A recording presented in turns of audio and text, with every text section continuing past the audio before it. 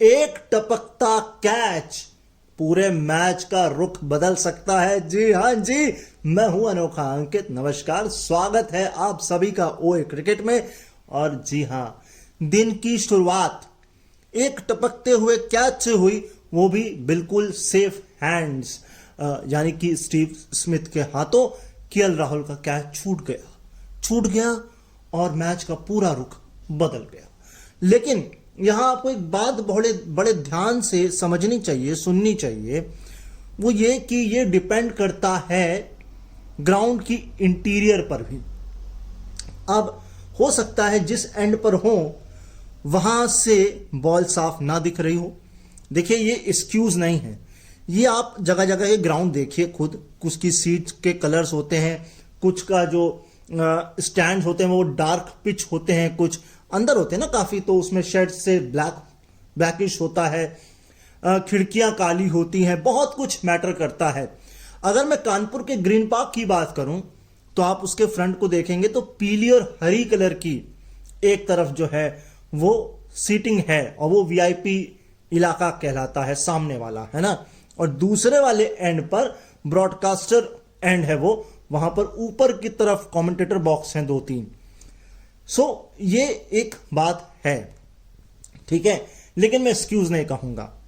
लेकिन एक चीज मैं और देख रहा था केएल राहुल के बारे में, कि पिछले 7 बार में ऑस्ट्रेलिया में उनका एवरेज मात्र 26 है।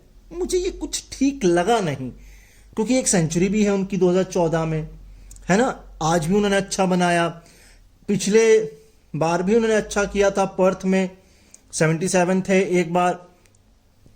26 एवरेज मुझे तो नहीं लग रही, लेकिन खैर फिर भी इसे मान लेते हैं। अच्छा, विकेट ना गिरने के बाद 26 ओवर में 93, जी हाँ 96 कुछ रन बने 26 ओवर में, लेकिन कैच लिया फिर भी स्मिथ ने। और वो कठिन वाला कैच था, सिंपल वाला छोड़ दिया, कठिन वाला ले लिया। वो कहते हैं ना मोदी जी, कठिन प्लस प्रश्न जो है वो नहीं हल करने चाहिए। कहते हैं कुछ ऐसा ही कुछ कहते हैं ना कि कठिन प्रश्न पहले हल करने चाहिए। मुझे ऐसा ही लगता है। तो उन्होंने कहा हम कठिन प्रश्न हल करेंगे, सरल छोड़ देंगे। जैसे आप भी एग्जाम में वो 6 नंबर का पेपर शायद दे के आते होंगे। खैर, रोहित शर्मा की बात करते हैं। और रोहित शर्मा की बात इसलिए क्योंकि एक बार फिर देखिए, प्रोग्रेशन तो हो रहा है, रन के मामले में प्रोग्रेशन हो रहा है, 3 रन 6 रन 10 रन, लेकिन बड़ी पारी में तब्दील नहीं हो रहा है। अच्छा, पिछली 7 पारियों में उनका एवरेज 11 है, पिछली 7 पारियों में हाईएस्ट 52 है, एंड 2024 में उनका एवरेज 13 है। तो रोहित शर्मा तो नहीं चल रहे भाई। लेकिन एक खिलाड़ी जो चल रहा था, हेजलवुड, वो चला गया ग्राउंड से। शुरू में प्रैक्टिस के दौरान कुछ उनको डिस्कंफर्ट हुआ, तो वो जो होते हैं ना हेल्थ, उसको क्या कहते हैं, फिजियो के साथ वो चले गए। लोगों को लगा साइड स्ट्रेन फिर हो गया उनको, लेकिन खैर 2 ओवर के बाद वापस आ गए। फील्डिंग कर रहे थे, पर बहुत तेज नहीं दौड़ रहे थे। 1 ओवर फेंका, लेकिन वो जो ओवर फेंका वो उनके स्टैंडर्ड का नहीं था। वो ऐसा लग रहा था बस फेंक रहे हैं। तो उनको लगा कि कुछ ठीक नहीं है, गए तो पता लगा काफ अवेयरनेस। अब इस पे जनता ने जो अवेयरनेस फैलाई है ना भाई, किसी ने कहा ग्रास अवेयरनेस, मैंने भी मन में सोचा मैं आप लोगों से कहूंगा पॉडकास्ट अवेयरनेस। जो हल्ला कटा है ना भाई काफ अवेयरनेस का, पूछो ना। बाद में पता लगा उनको काफ स्ट्रेन हो गया है। इस मैच से तो वो बाहर हो चुके हैं, ठीक। 2 हफ्ता लगता है इसको प्रॉपर फिट होने में। हाँ, वो अलग बात है कि अगर बिल्कुल सुपरमैन की तरीके से अगर आ गए तो आ गए, नहीं तो अगला मैच मुश्किल है मेलबर्न में जॉस हेजलवुड का खेलना, और उनकी जगह फिर आएंगे स्कॉट बॉलैंड। अब ये फायदे की बात है, नुकसान के ये मैं नहीं कह सकता, क्योंकि स्कॉट बॉलैंड है तो बढ़िया बॉलर। मेलबर्न में उनके आंकड़े क्या कहते हैं ये देखने वाली बात होगी। अच्छा, ह्यूमिडिटी 90 थी, बारिश ने परेशान किया, लेकिन अच्छा खासा मैच हो गया, क्योंकि भैया 10वें विकेट के लिए जो पार्टनरशिप हुई है ना भाई साहब, जसप्रीत बुमराह और आकाशदीप, आय हाय हाय हाय, दिल खुश कर दिया। मतलब कैच क्या छूटा, मैच ही अब ऐसा लग रहा है ऑस्ट्रेलिया के हाथ से छूट गया है। लेकिन यहां पर एक पॉइंट मैं रखना चाहूंगा, ऑस्ट्रेलिया चाहे तो इस मैच को अभी भी जीत सकता है, लेकिन उसे एक बोल्ड मूव लेना पड़ेगा, 2001 की यादों को भुलाना पड़ेगा। अच्छा, मैं देख रहा था 2001 में भी 445 बनाया था ऑस्ट्रेलिया ने, और यहां पर भी 445 बनाए। उस लिहाज से तो इंडिया को 170 पे ऑल आउट हो जाना चाहिए था, क्योंकि वहां वो हुआ था। लेकिन सिनेरियो क्या है? सिनेरियो यह है कि 0 पर 0 ऑस्ट्रेलिया डिक्लेयर कर दें, खेले ही ना और कहे बनाओ।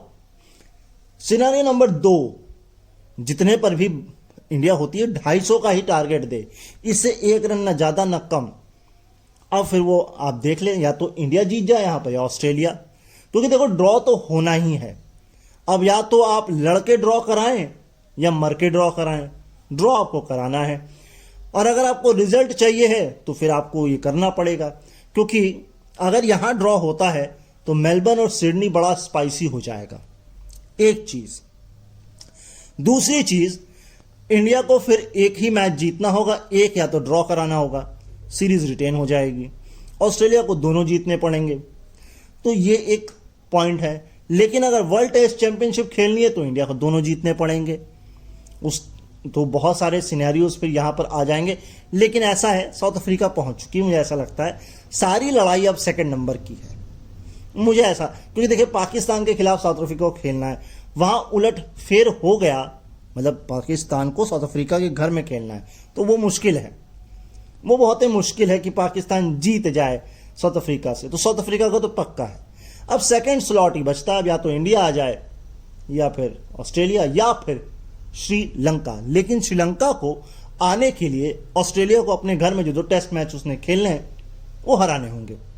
वो हरा सकता है, मुझे उसमें कोई दिक्कत लग नहीं रही, क्योंकि ये जो बैटिंग अटैक है ऑस्ट्रेलिया का, ये वनरेबल है, इसमें वो चीज नहीं है जो आप देखना चाहते हैं, है ना, वो आपको नहीं दिखेगी।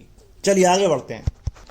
अब रविंद्र जडेजा की ओवरऑल एवरेज की बात की जाए तो 35 है, ठीक है, एंड शायद 4 शतक भी हैं उनके नाम इंटरनेशनल में।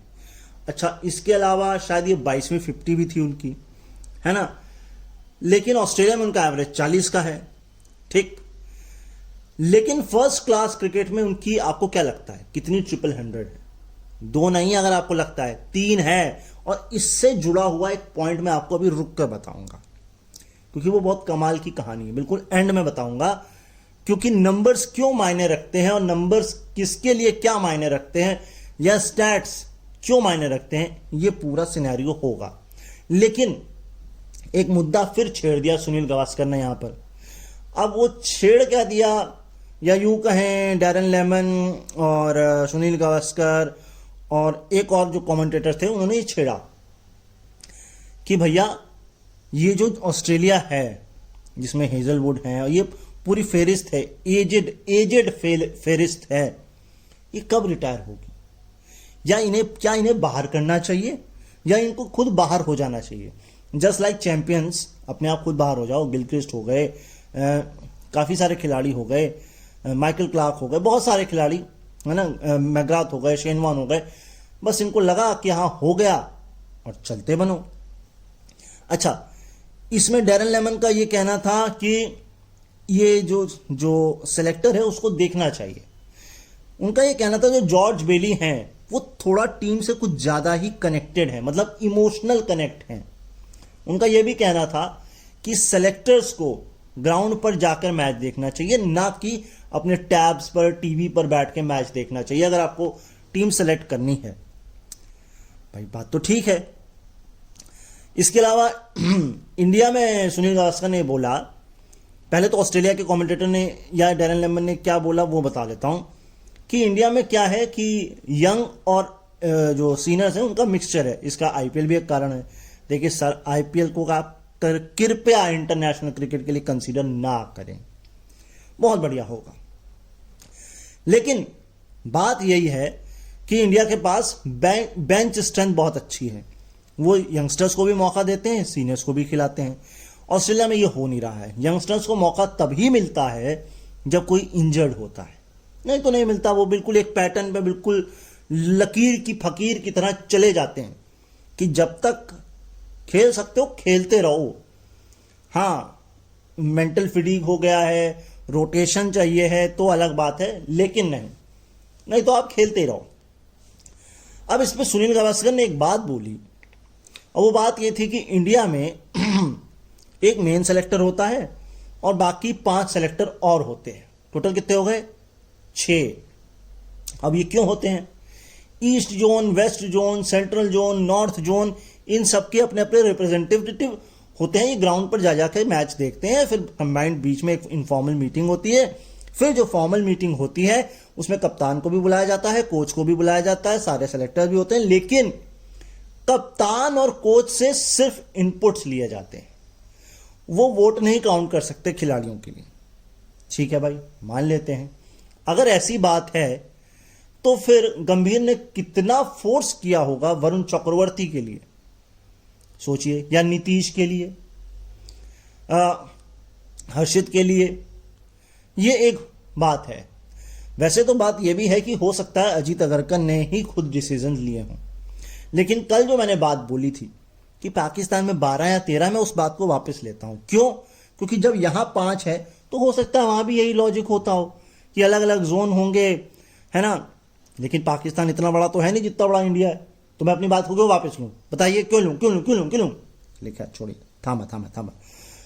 तो कहने का ये मतलब था, इंडिया के सिलेक्शन पैटर्न में और ऑस्ट्रेलिया के सिलेक्शन पैटर्न में बहुत बहुत बहुत बहुत बड़ा डिफरेंस है।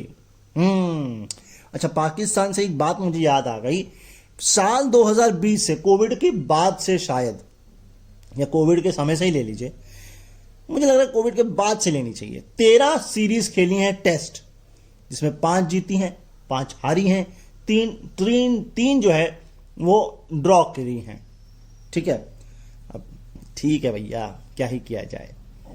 अब इन 13 में से मुझे याद है 7 शायद उन्होंने अपने घर में खेली हैं, है ना, और वो 7 की 7 हारी हैं। बांग्लादेश से भी वो बुरी तरह हारे हैं, लेकिन इंग्लैंड से जीते हैं। तब ये जो 5 जीते हैं, इसमें से एक मुझे याद आ रही है, एक ड्रॉ याद आ रही है। अब 4 जीते और 2 ड्रॉ, ये कहां पे आई हैं? मुझे ये जानना है, और ये मुझे बताइए कि ये कहां आई हैं। 4 सीरीज जीती हैं और एक जो 2 ड्रॉ कराई हैं, वो कहां? इसमें पाकिस्तान का कितना हिस्सा है? सोचिएगा, दिमाग लगाइएगा जरा आप। अच्छा, एक बॉल मारी, किसने मारी मुझे याद नहीं है, लेकिन कमेंटेटर ने एक बात बोली, अगर ट्रेविस हेड और जॉस इंग्लिश, क्योंकि जॉस इंग्लिश सब्स्टिट्यूट थे किसके? हेजलवुड के, तो कहा गया अगर ट्रेविस हेड और जोस इंग्लिश के बीच अगर 100 मीटर की रेस कराई जाए तो जॉस इंग्लिश जीत जाएंगे। अब बात सही भी, ट्रेविस हेड इतनी तेज नहीं दौड़ते हैं, लेकिन भाई इतनी तेज नहीं दौड़ते हो तो रोहित शर्मा का कैच वर्ल्ड कप में क्यों पीछे लपक के ले लिया था? क्या मतलब कोई भूत चढ़ गया था उस वक्त? चलो खैर, अब क्या ही करें, भविष्य में देखते हैं, वर्तमान में रहते हैं, भूत की बात नहीं करते हैं, है ना। तो अब क्या रह गया? मेरे ख्याल से एक पॉइंट रह गया है केवल, और फिर कुछ स्टार्ट, लेकिन कहानी मैं आपको आखिरी में बताऊंगा, वो सब्र करिए, वो बड़ी जबरदस्त कहानी है। तो पॉइंट एक ये है कि आपको क्या लगता है डीआरएस का सबसे पहले इस्तेमाल कब हुआ था? थोड़े घोड़े दौड़ाइए, सोचिए। देखिए, मैं बता देता हूं। आपको याद है एक मैच हुआ था ऑस्ट्रेलिया 11 वर्सेस वर्ल्ड 11 2005 में। वर्ल्ड 11 हार गया था। सहवाग था इसमें, द्रविड़ थे उसमें, विटोरी थे, मुरलीधरन थे, फ्लिंटॉफ थे, ग्राम स्मिथ थे, सचिन नहीं थे। मैं सोच के हैरान हूं कि सचिन नहीं थे। और भैया क्यों नहीं थे बताओ? वो मैच ऑस्ट्रेलिया जीत गया था। तो मैग्राथ की गेंद पर आउट शायद दिया गया था कि नहीं दिया, मुझे नहीं याद है, लेकिन ब्रायन लारा ने सबसे पहले डीआरएस लिया था, और वो डीआरएस केवल एक तौर से ट्रायल के तौर पर यूज किया जा रहा था। तो यहां हुआ था पहली बार ट्रायल किसका? डीआरएस का। तो चलिए थोड़े से स्टैट्स आपको और देते हैं। अच्छा, जो मैंने चर्चा छेड़ी आपसे, ये सेलेक्टर्स वाली, ये आई कहां से? इसका ओरिजिन क्यों हुआ? ये मैं बता देता हूं। दरअसल आपको याद होगा पिछले साल या इसी साल शुरुआत में न्यूजीलैंड का दौरा किया था ऑस्ट्रेलिया ने। बड़ी हालत पतली थी, 80 रन पे 5 विकेट गिर गए थे। मैच जीतना था, शायद आखिरी दिन था, और 98 नॉट आउट बनाए थे एलेक्स केरी ने और 80 रन बनाए थे मिचेल मार्श ने। बस ये एकमात्र 50 उनकी पिछले 11 इनिंग्स में, यहां से मुद्दा शुरू हुआ। अच्छा, ख्वाजा पर आ जाइए। पिछली 9 इनिंग में उनकी शायद 1 सेंचुरी है शायद, या 50 है एजबेस्टन में, एशेज में। मुझे याद है वो मैच अच्छे से, शायद सेंचुरी है उसमें। वो मैच मैंने सुना भी था पूरा। मिक्सविनी तो नए हैं भैया। टॉप 4 की बात हो रही है, 39 रन हाईएस्ट है उनका। अच्छा, अब बात आखिरी किसकी करनी है? आखिरी कौन है यार, मुझे याद नहीं यार। हाँ, लैबुशेन। लैबुशेन ने भले इस मैच में 50 से पहले मारी है, लेकिन पिछली 10 इनिंग्स में से 7 में वो सिंगल डिजिट में आउट हुए। तो यही बात मैं आपसे कह रहा था कि ऐसा बहुत मुश्किल होने वाला है ऑस्ट्रेलिया को श्रीलंका में जीतना। चलिए आगे बढ़ते हैं। अच्छा, आपको मैंने ये भी बोला था ना कि ऑस्ट्रेलिया के सर पर भूत है फॉलो ऑन का। तो पिछले 1 दशक में सिर्फ ये पिछले 2 दशक में, यानी कि 2000 से लेकर अभी तक 3 बार फॉलो ऑन ले चुके हैं ऑस्ट्रेलिया वाले दे चुके हैं। एक तो 2001 वाला है, लेकिन पिछले 10 सालों में जो 2 बार हुआ है, एक हुआ पाकिस्तान के खिलाफ जब टिम पेन ने लिया था, फॉलो ऑन दिया था, और वो मैच हार गए थे, जीत गए थे। हाँ, वो जीत गए थे। लेकिन जो साउथ अफ्रीका के खिलाफ पैट कमिंस ने लिया था 2022-23 में, या दिया था, वहां ड्रॉ हो गया था। तो आपको बता दूं, न्यू साउथ वेल्स यानी कि शेफील्ड शील्ड में भी एक बार कप्तान 0-0 पर डिक्लेयर कर चुके हैं, यानी कि उनको रिजल्ट ओरिएंटेड चाहिए था। उसका क्या हुआ मुझे नहीं मालूम, लेकिन ये मैं सुन रहा था। अच्छा, लड़ाई चल रही है नाथन लियो और अश्विन की, ये आपको पता ही है। और ऊपर हैं मैग्राथ 6ठे नंबर पर ऑल टाइम बेस्ट बॉलिंग में, 7वें नंबर पर अश्विन है, और 8वें नंबर पर नाथन लियो है। नाथन लियो के मेरे ख्याल से 537 विकेट हैं। अगला माइलस्टोन उनका शायद मैग्राथ ही है, ऐसा कुछ है। लेकिन आपको मैं एक चीज बताता हूं, शेन वॉर्न ने अपने 500वें विकेट कितने टेस्ट में लिए थे? 117वां टेस्ट था जब उन्होंने 500 विकेट ले लिए थे, और मैग्राथ ने यह काम 121वें टेस्ट मैच में किया था। तो ऐसा कुछ सिनेरियो है। अश्विन के मैं ढूंढ रहा था, मुझे आंकड़े नहीं मिले एग्जैक्ट। 500 से ज्यादा है ये मुझे मालूम है। एग्जैक्ट कितने विकेट है कोई कह रहा 521 है, मैं क्लेम नहीं कर सकता, मैं देख लूंगा एक बार फिर भी, लेकिन मैं श्योर नहीं हूं। मैं अभी बता दूंगा आपको, कोई टेंशन नहीं। वो थोड़ा सा खोज करनी पड़ेगी, मिल जाएगा। लेकिन उन्होंने 12 बार बेन स्टोक्स को आउट किया है, आप ये जान लीजिए। ऑस्ट्रेलिया के खिलाफ 22 मैच में 114 विकेट हैं उनके। ओवरऑल हो रही है ये बात, ओवरऑल, ऐसा नहीं कि ऑस्ट्रेलिया में, क्योंकि मेरे ख्याल से ऑस्ट्रेलिया में सबसे ज्यादा किसके हैं, अश्विन के हैं कि कपिल देव के हैं, किसके विकेट्स हैं, मुझे ये थोड़ा सा डाउट है। मुझे 3 नाम क्लियर है, या तो कुंबले हैं, या अश्विन है, और या कपिल देव हैं। चौथा अगर मुझे इसमें इनपुट करना भी होगा तो मैं बिशन सिंह बेदी करूंगा, और तो मैं नहीं कर सकता। करने को तो मैं जहीर खान भी कर सकता हूं, बहुत कुछ है, लेकिन मेरे हिसाब से कपिल देव और अश्विन यही 2 खिलाड़ी हैं जो नंबर 1 नंबर 2 के आसपास। मेरे ख्याल से अश्विन ही है नंबर 1 पर ऑस्ट्रेलिया में भी सबसे ज्यादा इंडिया की तरफ से विकेट लेने वाले। इसको मैं रेक्टिफाई करूंगा, आप टेंशन मत लीजिए, इसको भी मैं रेक्टिफाई करता हूं। देखिए ऐसा है, बता तो ये रहा है कि कपिल देव और अश्विन बराबर हैं, एक जगह 51-51, एक जगह बता रहा है अश्विन के 39 हैं। और मुझे ऐसा पता, मैंने अभी आपको कल परसों ये भी बताया था कि 61 विकेट्स तो ले चुके हैं शायद जसप्रीत बुमराह। अब ऑस्ट्रेलिया में ये है, मेरे ख्याल से ऑस्ट्रेलिया में है उनका ये 61 विकेट्स, और 11 बार अश्विन ने डेविड वार्नर को सबसे ज्यादा आउट किया है। एंड क्या है यार, मेरे ख्याल से 5 विकेट हॉल के मामले में कपिल देव को पिछाड़ दिया जसप्रीत बुमराह ने, शायद 12 ले लिए हैं। और ये एशिया के बाहर की बात हो रही है, एशिया के बाहर की। ऐसा हो रहा है, या घर के बाहर आप एक तरह से कह सकते हैं, लेकिन मैं ओवरऑल पिक्चर आपको फॉर अ कॉशन कह रहा हूं एशिया के बाहर। ठीक है, आगे चलते हैं। मुझे लगता है इस स्टार्ट को यहीं विराम देते हैं। मैं धीरे धीरे धीरे इसको बिल्ड करने की कोशिश करूंगा, खोजूंगा, है ना। अभी कहानी भी बाकी है, सब्र करिए, सब मिलेगा, सब मिलेगा। 532 है नाथन लियो के, 537 है अश्विन के, और 560 प्लस हैं उनके किसके, मैगराथ के। अब 550 विकेट का अगर बात हो रही है, मैं कंफ्यूज हूं, 500 550, शायद 550 विकेट जो है 550 है वो 117 पे हैं शेन वॉर्न के, और 121 है मैगराथ के। खैर बाकी सब कुछ क्लियर है। ठीक है, आपको थोड़ा सा पीछे ले जाते हैं याद में ब्रिस्बेन, क्योंकि अब तो ये मैच जीत नहीं सकते, लेकिन जब जीते थे लॉकडाउन में, विराट कोहली कप्तान थे, 100, और ये बात सही है 7 मैचों में 26 की एवरेज है केएल राहुल की, ये मैंने रेक्टिफाई कर लिया है। और इसके अलावा 110 रन सिडनी में भी थे, 100 रन शायद इस वाले मैच में भी थे।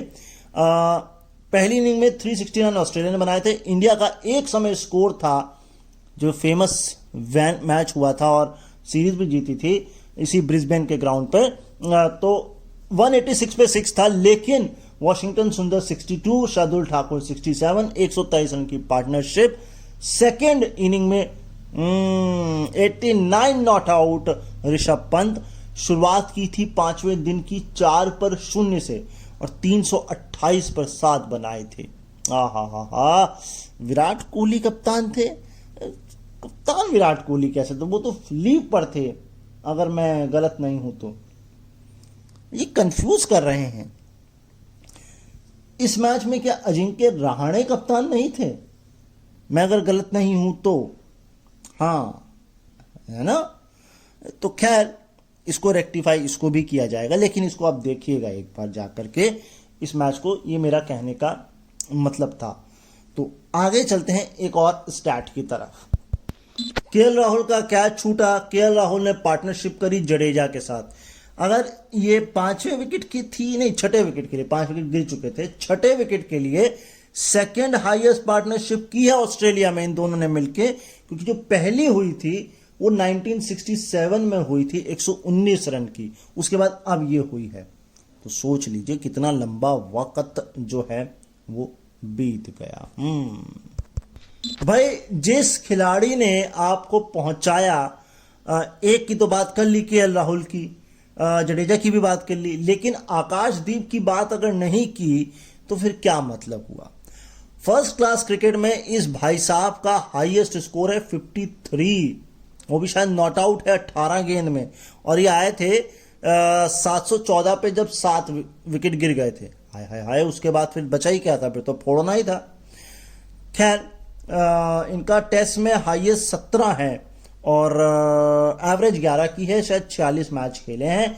पिछली 7 इनिंग में कंप्लीटेड 17 हाईएस्ट है था, अब तो वो भी शायद बढ़ गया है। वनडे में जो डोमेस्टिक वनडे है शायद वहां 44 मैच खेले हैं कि 44 है, वो मुझे कंफ्यूजन है, लेकिन इतना क्लियर है कि T20 में हाईएस्ट 17 है 144 के स्ट्राइक रेट से।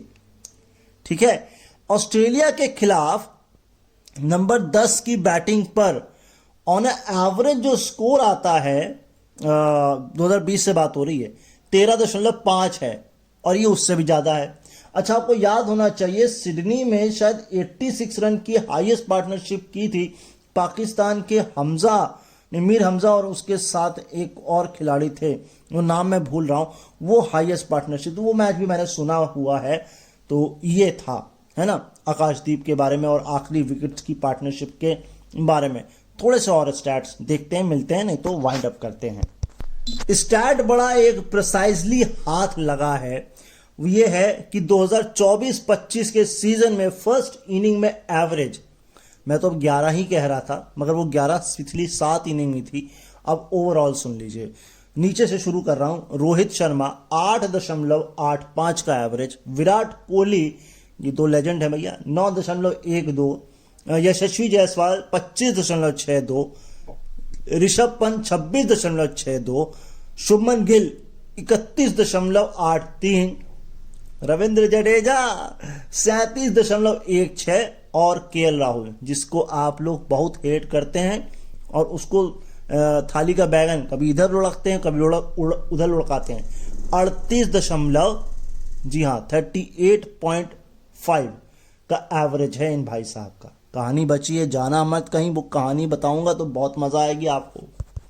तो भाई एज ए कैप्टन सबसे ज्यादा विकेट किसने किसने लिए हैं? डैनियल विटोरी 116, गैरी सोबर्स 117, अब आ चुके हैं पैट कमिंस 118, रिची बेनॉट हैं 138 जो अगला माइलस्टोन है, लेकिन इमरान खान सबसे ऊपर 187 विकेट।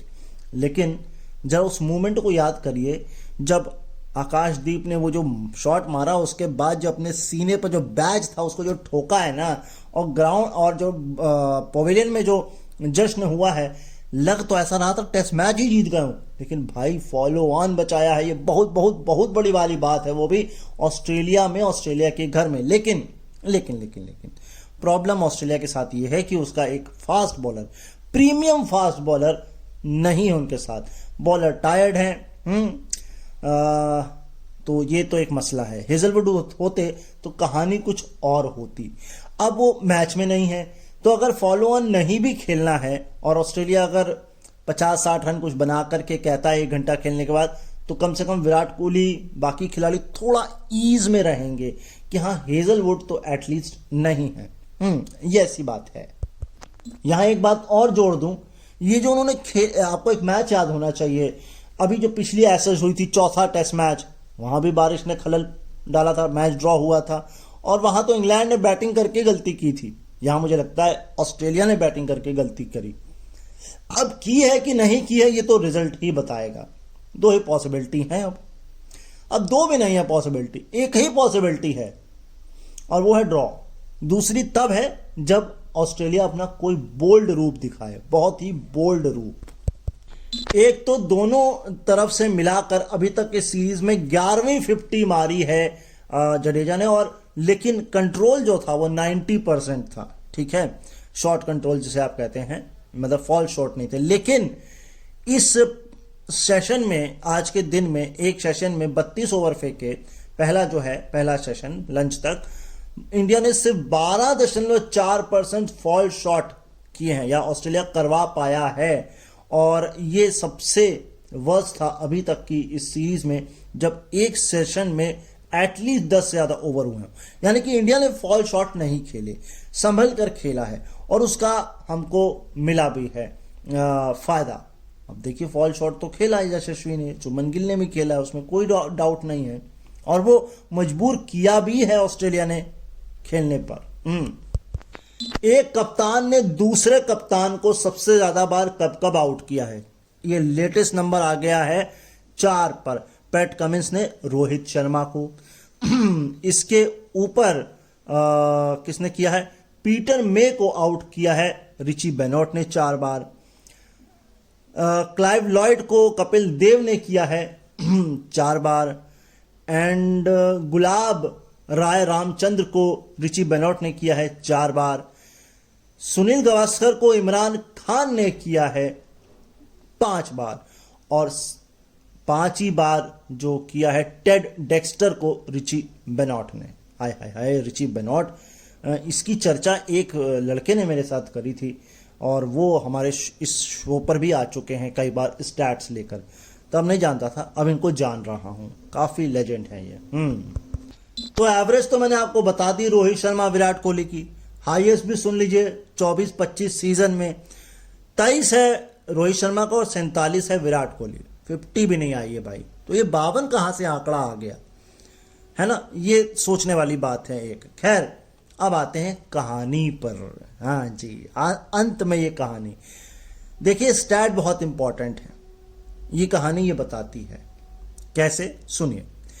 1974-75 की सीरीज खेली होगी वेस्ट इंडीज की, और जेफरी बायकॉट अपनी जो गोल्फ किट है उसको लेकर, ये कहानी 74 की नहीं है, ये बाद की है। लेकिन जब गाड़ी में बैठे तो ड्राइवर ने देखा अपने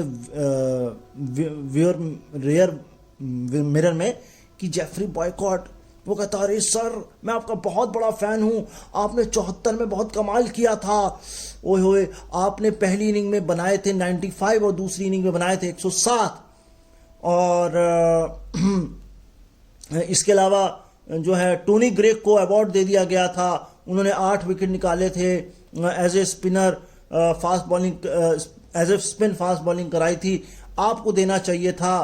अच्छा भाई ऐसा हो गया, बड़ी तारीफ वारीफ कर दी, भाई मैं आपको होटल छोड़ दूंगा आराम से, आप भाई होटल पहुंच गए, जेफरी बॉयकॉट गाड़ी से निकले, उन्होंने अपनी किट बाहर निकाली और कहते हैं young man thank you so much for appreciating मी, और मुझे बड़ा अच्छा लगा कि तुम मेरे बहुत बड़े फैन हो, लेकिन तुम गलत हो बेटा, मैंने पहली इनिंग में 95 नहीं 97 बनाए थे और सेकेंड इनिंग में 107 नहीं 112 बनाए थे, और तुम्हें पता होना चाहिए कि कोई मेरे करियर में से रन कम कर दे किसी इनिंग में, ये मुझे बर्दाश्त नहीं और इसके लिए मैं पैसे देता नहीं, और बिना पैसा दिए चल दिए। तो कहने का मतलब ये है कि नंबर और स्टैट्स बहुत इंपॉर्टेंट हैं, अब वो चाहे रिपोर्ट कार्ड के हों, चाहे स्टॉक मार्केट के हों, चाहे आपके कोई गेम के हों, क्रिकेट के हों, फुटबॉल के हों, और या फिर यूट्यूब के ही क्यों ना हो। तो भैया इसी नोट पर मैं यहां से निकलता हूं, और मेरे नंबर आप बढ़ाइए, 100 घंटे हम पूरे कर चुके हैं, इसके ऊपर जाना है, आपको पता है 4000 घंटे करने हैं। तो खैर चैनल पर नए हैं तो सब्सक्राइब कर लीजिए, श्रद्धा हो, चैनल अच्छा लग रहा हो, कंटेंट पसंद आ रहा हो तो लाइक कमेंट शेयर श्रद्धा अनुसार भी कर दीजिए। मैं आपसे कल मुलाकात करूंगा कि क्या हुआ, ड्रॉ हुआ कि क्या हुआ। देखिए ड्रॉ तो होना ही है, लेकिन अब cricket is the funny game, कुछ भी हो सकता है। खैर तो आप अपना ख्याल रखिए, मुझे अपने दिलों में याद रखिए, कल वापस लौट कर आएंगे, तब तक के लिए मैं यहां से निकलता हूं ये कहते हुए नमस्कार नमस्कार और नमस्कार।